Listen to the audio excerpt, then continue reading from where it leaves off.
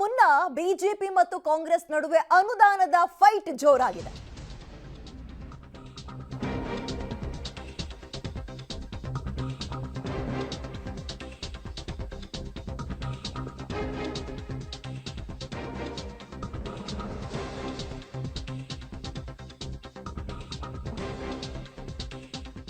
February 7ಕ್ಕೆ ಎರಡೂ ಪಕ್ಷಗಳಿಂದ ಶಕ್ತಿ ಪ್ರದರ್ಶನಕ್ಕೆ ಮುಂದಾಗ್ತಾ ಇದ್ದಾರೆ ಬಿಜೆಪಿ ಮತ್ತು ಕಾಂಗ್ರೆಸ್ ಡೆಲ್ಲಿಯಲ್ಲಿ, ಬಿಜೆಪಿ ರಾಜ್ಯದಲ್ಲಿ.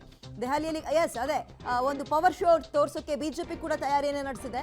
ಕಾಂಗ್ರೆಸ್ನಿಂದ ಕೇಂದ್ರದ ಮೇಲೆ ಮಲತಾಯಿ ಧೋರಣೆಯ ಅಟ್ಯಾಕ್ ಹೊರಿಸೋಕೆ ಇದೀಗ ಕಾಂಗ್ರೆಸ್ ತಯಾರಿಯನ್ನ ಮಾಡ್ಕೊಳ್ತಾ ಇದ್ದು, ಬಿಜೆಪಿ ಕಾಂಗ್ರೆಸ್ ನಡುವಿನ ವಾರ್ಗೆ ಕಾರಣ ಮತ್ತು ವಾದ ಇಷ್ಟೇ. ಅನುದಾನದಲ್ಲಿ ನಮಗೆ ಅನ್ಯಾಯ ಆಗ್ತಾ ಇದೆ, ಕೇಂದ್ರ ಮಲತಾಯಿ ಧೋರಣೆಯನ್ನು ಅನುಸರಿಸ್ತಾ ಇದೆ ರಾಜ್ಯದ ವಿಚಾರದಲ್ಲಿ.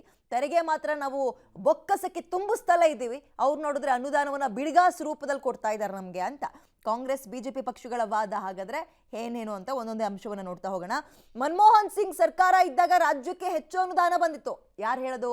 ಕಾಂಗ್ರೆಸ್ನವರ ವಾದ ಇದು.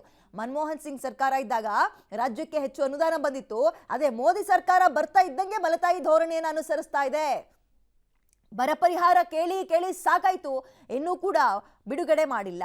GST ಅನುದಾನ ಸರಿಯಾಗಿ ಹಂಚಿಕೆ ಆಗ್ತಿಲ್ಲ.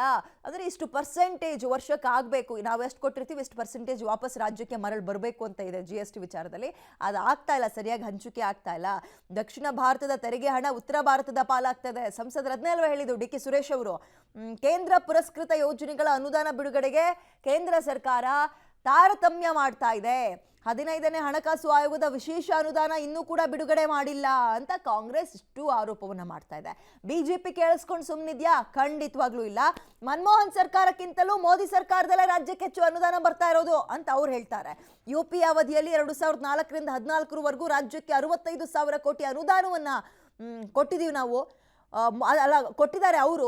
ಆದರೆ ಅದೇ ಮೋದಿ ಕಾಲದಲ್ಲಿ ನಾವು 2014ರಿಂದ 2023 2,86,000 ಕೋಟಿ ಅನುದಾನವನ್ನು ರಾಜ್ಯಕ್ಕೆ ಕೊಟ್ಟಿದ್ದೀವಿ. ಬಿಜೆಪಿ ಸರ್ಕಾರ ಇದ್ದಾಗ ಕೇಂದ್ರಕ್ಕೆ ಕಾಯದೆ ಬರ, ನೆರೆ ಪರಿಹಾರ ಎಲ್ಲ ನಾವೇ ಬಿಡುಗಡೆ ಮಾಡಿದ್ವಿ. ಆದರೆ ಕೇಂದ್ರ ಈಗ ಗ್ಯಾರಂಟಿ ಯೋಜನೆಗಳಿಂದ ಆರ್ಥಿಕ ಶಕ್ತಿಗೆ ಹೊಡೆತ ಬಿದ್ದಿದೆ. ಇದನ್ನ ಮುಚ್ಚಾಕೊಳ್ಳೋಕೆ ಇವರು ನಾಟಕ ಮಾಡ್ತಾ ಇದ್ದಾರೆ, ನಮ್ಮ ಮೇಲೆ ಗೂಬೆ ಹೊರಿಸ್ತಾ ಇದ್ದಾರೆ, ಕೇಂದ್ರದ ಮೇಲೆ ಗೂಬೆ ಕೂರಿಸ್ತಾ ಇದ್ದಾರೆ.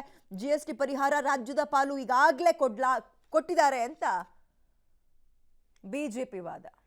ಓಕೆ, ಕಾಂಗ್ರೆಸ್ ಮತ್ತು ಬಿಜೆಪಿ ವಾದವನ್ನ ನೋಡ್ತಾ ಇದ್ದೀವಿ. ಬಿಜೆಪಿ ಅವ್ರು ಹೇಳುವಂಥದ್ದು ಮನಮೋಹನ್ ಸಿಂಗ್ ಅವ್ರು ಇದ್ದಾಗಲ್ಲ ಮೋದಿ ಸರ್ಕಾರದಲ್ಲಿ ಇಷ್ಟಿಷ್ಟಾಗಿದೆ ಅಂತ ಅವರು ಲೆಕ್ಕಾಚಾರ ಕೊಟ್ಟಿದ್ದಾರೆ. 2004ರಿಂದ 2014 UPA ಅವಧಿಯಲ್ಲಿ 65,000 ಕೋಟಿ ಅನುದಾನ ಅಷ್ಟೇ ಕೊಟ್ಟಿದ್ದು. ಅದೇ 2014ರಿಂದ 2023 ನಾವು 2,86,000 ಕೋಟಿ ಅನುದಾನವನ್ನ ಮೋದಿ ಸರ್ಕಾರ ಬಿಡುಗಡೆ ಮಾಡಿದೆ ಅಂತ ಇವರು ಅಂಕಿಅಂಶವನ್ನ ರಿಲೀಸ್ ಮಾಡಿದ್ದಾರೆ.